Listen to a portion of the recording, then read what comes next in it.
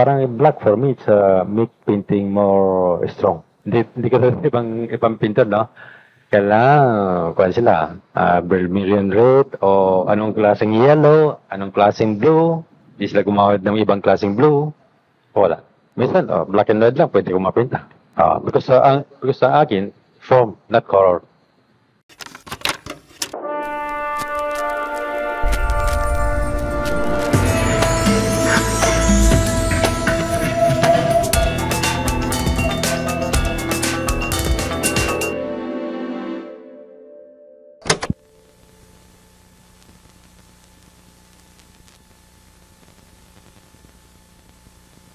So yung grandmother mo, nag-immigrate Immigrate. from Hokkien Okay. sa Manila. Sa Davao. Sa Davao na Davao. mismo? Sa Davao. Pamilya, ilang kayo? 6 kami. Ilang babae? 5. Ako lang isang lalaki. Yung hilig mo sa pagpipinta, paano nagsimula yan? Hindi ko alam. Basta I just like to draw. Balit pa ako eh. Mga anong age? 6 or 7. Sa anong ginagamit mong medium? That time, wala naman eh. So, lapis lang. O di, anong sabi ng parents mo sa hilig mo sa pagpipinta? Wala naman, he just leave me alone, ganun. Pagkatapos, after medyo mga teenager na ako, no? Well, my father likes me to be a businessman. So, parang wala akong hilig eh. Wala. Talagang wala. Anong hilig mo nun? Drawing. That time, mga teenager, I started drawing na eh. Sa pamilya niya, ikaw lang ang medyo Ako lang.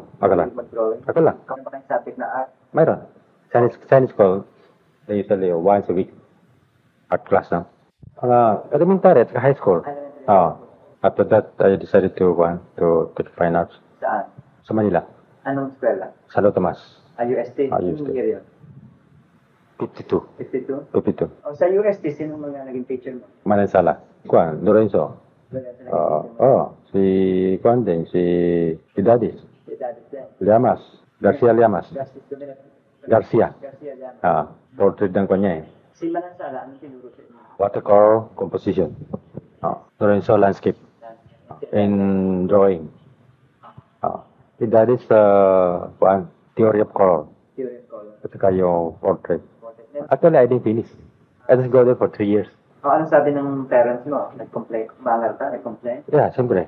Sabi niya, lalo mga kuan ko, mga relative ko. They look down for me. Because in that time, most of my mga kuan ko, mga Ang's family, they wanted the children to be a doctor, commerce, o masin basta wag lang fine arts. Ikaw, ano naman ang feeling mo na hindi ka ba natakot na wala kang kita ang pera sa pagpipinta? Yeah, I know. I prepare for that because I know. Pero ang gusto ko, I like it very much. I like it, So, wala magawa eh. Talagang feeling. Yun ang kwan ko. I'm going to be a painter, Parang, wala. Yung, about that time, sino mga parang idolo mo yung? Manansala.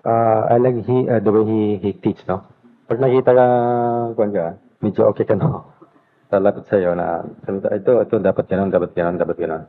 And then he gave me a address, Sabi na, Sunday, go to my place. Sa Riverside. So, I go there every Sunday, ganun. We just talk, ganun. Pintahan lang. Titinan ko yung mga painting niya, paano sa pinta, ganun. Dress ka talaga? So kinikwento ni mga nasa abroad siya, ganun, anong painting nakita niya, anong painting maganda, kanino, kay Tamayo, Picasso, ganun. Meron siya mga advice sa'yo na nakatandaan mo? Meron. He's the one who opened my kwan to consist modern art. Because at that time, realist ako eh. So naging Ano mo realistic? Anong mga realistic yun? landscape. Yeah, anything. Landscape or still life. Portrait. Anong pagkakaintindi mo ng modern art? Modern. Parang, sabi sa akin na modern is parang bulaglag, Rose. So gumawa ka ng isang parang perfume, Amoy rose. You don't have to see the rose, but pag amoy mo, ma-feel mo, that's rose. I see. Kumbaga, hindi mo na kailangan makita yung... The whole kuan. Natural, Anong nung na-convince ka na dapat man modern art ka? Anong, Pero in that time, talagang parang medyo sawa ko na sa mga, kopya-kopya, ganon. Ano lang. alam mo bang ginagawa mo exhibition? Hindi. Hindi mo ba naisip na ang gawa din naman ng sala ay parang exhibition? Sabi niya, ang kanya is a transparent cubism. Transparent cubism. Hindi talagang cubism. Gusto ko lang, ako naman, gusto ko mapakita niyo yung the flat surface, no? Pakita ng may deep. So, ang sabi nila, oh, that's cubist. I don't know, is that cubist? I don't know. Gusto ko pakita sa tao na yung aso nito, hindi natural na aso, talagang aso, parang lugar aso, no? Parang pakita ko, parang it's animal, no? Parang aso, gusto naman, pag ano mo, parang hindi naman. Parang, I do not show anybody na, ito, diretso, very directly, no? Ito ang aso. Parang aso, parang hindi. Naglalaro mo Hmm. imagination ng tao. Animal yan. Animal. Katulad yung still life. Prutas, ha? Hindi ko nila ginawa. That's mango, o banana, o ano. Basta that's prutas lang. O ang attitude mo sa activism? Hindi sinadya. Hindi. Pero some critics by painting have a surrealism, feeling. Surrealist feeling. Parang mayroon akong feeling na gusto ko ganun. Na parang hindi natural. Ibang ba? Parang nasa ibang planet. Pero I didn't intend to make it as a surrealism painting. Hindi. Hindi mo sinasabing. Ito, surrealism? No. Hindi. Wala akong kan. It's a feeling na, feeling. Oh. O paggawa mo ng painting, paano? Nagkahanda ka ba ng design muna? Yeah. Paano? Yeah. Tama. O ang sabi mo, nagpe-prepare ka ng maraming drawing. Drawing mo na. I start one subject now. New subject. New subject. Kagaya, let's say, Ah. human figure. Yung figure. I start drawing for several months. Pro drawing. Walang painting. After that, no, I started painting. Eh di mga ilang hundred ng mga drawing na Ang dami. Sometimes, one subject, no, siguro mga 5-6 na envelope. Well, I try to find different form from the human figure. So, gusto kung anong maganda ang form niya para hindi masyadong natural o ano. When do you know kung handa ka ng mag-painting, drawing mo? I satisfied na, no, na okay na, pwede na, sabi ko. So, I start painting. Pag painting mo, tinitingnan mo ba yung mga drawing? Hindi na. Diretso na. Diretso na. Oo, diretso. Eh di habang nagka-painting ka, doon mo na rin kinokorek? Doon na mismo. Kinokorek mo Oo. ulit, iba-iba mo. I solve my problem on the canvas. O bakit hindi mo gawin yung i-base sa drawing o painting? Well, parang nako eh. Na limitado ko sa kwan eh. Masyadong conscious ka sa drawing, no? You try to copy na from the drawing. Parang hindi ka free. Pagka-approach mo ng pagka nasa canvas ka na, pinag-iisipan mo ba ng matagal bago o mabilis ka magtrabaho? Sa start, no? Mabilis. Ikuan mo na, outline mo na yung figure. Kung anong gusto ko. Tapos, din lang yung kulay, colors. And then, develop, kwan. Nakita ko, medyo pwede, ayaw ko ito. Banda dito. Tatakpan ko, gano'n. Lipat ko sa iba. Yung paa, lipat ko sa iba. Ganun direction. Paano mo nalalaman kung merong isang element ng painting na out of place na dapat alisin? Parang, pag nakita ko, tingnan ko, no? Parang it's bother me, no? Parang hindi tama, gano'n. Ayaw ko. Gano'n lang. Hindi ba yung tinatawag mo na instinct? Parang gano'n. Kumbaga, Hindi sa measure na ito, dapat ilan inches. Hindi tama, gano'n. Basta, Oo. minsan hindi mo ma-explain kung Hindi. bakit ginawa mo yun. Oo. Pagtingin ko, pag ayaw ko, papalitan ko. Napalitan mo. Oo. So, paano ang kulay? Hindi mo ba pinaplano ang kulay? Wala. Because ang kulay ko, very simple lang eh. Almost black, no? Hindi konting kulay lang. Ganon. Lahat ng paintings mo yata meron black. Oo. Anong purpose ng black para sa'yo? Parang black for me, it's make painting more strong. Pero color for me, it's not very important.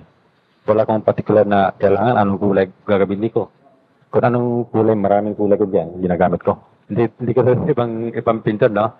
Kailangan, kuha sila, vermilion red, o anong klaseng yellow, anong klaseng blue, di sila gumawad ng ibang klaseng blue. Wala. Minsan, black and red lang, pwede ko mapinta. Because sa akin, form, not color. Yung ba napansin kung minsan mga critics sabi sa painting mo, maasim masyadong kulay mo? Ano sa palagay mo? Hindi ko alam kung bakit. Hindi hindi ka nababother na maasim ang kulay ng painting? Yung huli, after mga, no, napupuna ko, medyo maasim na ta. Oh, O, pinapansin mo ba yung mga comment na yun? hindi. Tutuloy mo pa rin yung paggamit Yun ang feel ko. Because hindi ko mapilit eh. Hindi ko mapilit. I cannot force myself to make pretty. Oo. Hindi ako eh. Hindi ko pwede eh. Yan ba napansin mo kaya yung mga interior decorator parang kaya din yung painting? Yeah, yun ang sinabi sa akin. Yung mga garo eh. Ano ang kulay mo? Description mo? Malakas daw. Sa painting, pag gumagawa ka ng painting, meron bang panahon na kung minsan you cannot continue? Parang nababara ka? Oh. Meron. Meron? I stop. And then I start another painting. Another canvas. New canvas. Ganon. O kundi, drawing ako o watercolor, I change my medium. Nagpipinta ka ba ng sabay-sabay o isa lang muna? Sabay-sabay, minsan. Depende sa one. Minsan, one sitting lang. Diretso. Tapos, minsan, hindi. So, start ko na ibang canvas, gano'n. So you're not really after the cubist, the purpose of showing the three-dimensional No. of an object? No. No? No. Kung tatanungin ka, label ang gusto mo sa style mo, ano pipiliin ka? Do you want any label? Yung I belong to cubist o belong to, wala. specialist? Anong gusto Wala. mo lang masabi sa gawa? I just want to express my feel, how I feel. That's all. Wala. For example, binanggit mo, hilig mo yung gawa ni Francis Bacon. Yeah. Ano mga gawa ni Bacon ang gusto mo? Yung mga tao na ako, natutunaw. I'm sure na you're aware na mga paintings na ginagawa mo Ah. ay yung mga full of anguish, yung mga torture, Yeah. very parang state of emotion, masyadong parang anguish nga, no? Bakit anong purpose mo na? It's my feeling eh. The way I feel. Ganun lang eh. Walang, ano. Eh kung pagawin ka nagtay ng isang subject matter na masaya, for I example, cannot. fiesta, yung kumakanta, I cannot. Like, malang, no? Pinipin barong-barong. Masaya yung masaya ang mga kwan eh. Barong-barong eh. So, because that's the way he feel. Sa kwan yun siguro, because the mga person, no? Kanya-kanyang sensitive, iba eh. Some person sensitive, very sensitive on beautiful things. Di ba? yung subject matter, paano mo na-discover gawin yung mga aso, for instance, o pusa? Saan mo na pa yung ideya? Meron ka ba nakitang painting na nagbigay sa'yo ng ideya? Yeah, si Tamayo. Aso. Ano yung painting ni Tamayo? Yung dog. Paano niya tinta? Masaya o Dalawang aso eh. masaya ang kulay ni Tamayo? Masaya. Doon nagsimula yung paintings mo ng aso? Aso. Ah, Tapos mayroon akong aso. meron ka rin sarili ng aso? So, Parang aso mo? O you have yung dog mo? that song. Ano yung dog? Meron kang pinangalan ba? Snoopy. Snoopy. So, o yung mga pusa, paano mo naman naisipang gawin yung pusa? Because pag pusa at saka yung dog, halos Pareho. pareho. Ganon. Bakit yung mga aso mo paano anong dinidepict mo sa aso? Yung lagi nag-aaway, ganyan. Yeah, emotion tao. Because I just want to show na yung human at saka yung animal, wala naman diferensya eh. Yung diferensya na meron tayong damit eh. Sila wala. I see. Ganon. Yung mga pusa, paano? Pusa, konti lang kwan ko eh, drawing ko sa pusa. Very few lang, very few. Yung mga paintings mo ng mga halaman, marami ka mga tinig. Nakita mo na ba yung mga paintings ni Graham Sutherland? Graham Sutherland, yeah. Yung crucifixion niya. Oo. Influence kaya sa iyo? Actually, hindi ko kilala si Graham. Tapos yung lumabas yung mga crucifix ko, no? Mga 4 years ago, si Gianni, pupunta sa Rome. Sabi, ito, parang yung crucifix mo, parang kay Gordon Bard. Pero paano mo nasimulan yung crucifix? Bakit mo sinimulan yun? Yung araw na eh. Sana gumagawa ng Yung araw, because I just use crucifixion as a excuse, no? Gusto ko lang ma-express yung suffering. Gusto ma-express. mga ilang paintings na crucifixion na gawa. I didn't record eh. Hindi ko ma-record na. Hindi ko ma-record. Meron ka rin ginawang mga bintana. Window. Window. Window and door. Sa mo na po yung ideya mo. Paano mo na design yung idea na mga window ang gagawin? Meron bang painting ka nakita, kagaya ng Tamayo na give you an idea? Yeah. Kay Francis Bacon. Meron siyang isang window, no? Painting na window. Hindi ko nakuha. So, gumawa ko ng marami. Pero yung window kay Francis Bacon, parang background lang yun. I see. Ikaw ba, Philip ka ba dun sa style sa New York na tinatawag na do you like the painters, yung mga tinatawag na New York painting? Sila Jackson Pollock? Yeah, some of them I like it. Nabasa ko, nagpunta ka daw sa America, sa Los Angeles, Oo. 65. 1965. Kasama si Manansala. Manansala. Siya. Sumama lang sa kanya. Anong purpose niya papunta sa Los Angeles? Sila si Manansala? Scholarship. Naiwan si Manansala. Tuloy na ako sa New York and then Paris. Uwi na ako. So, anong mga nakita ng paintings sa New York, let's say, na nagustuhan mo, bumili mo? Gawin ka. Anong mga meron paintings ka na interest doon?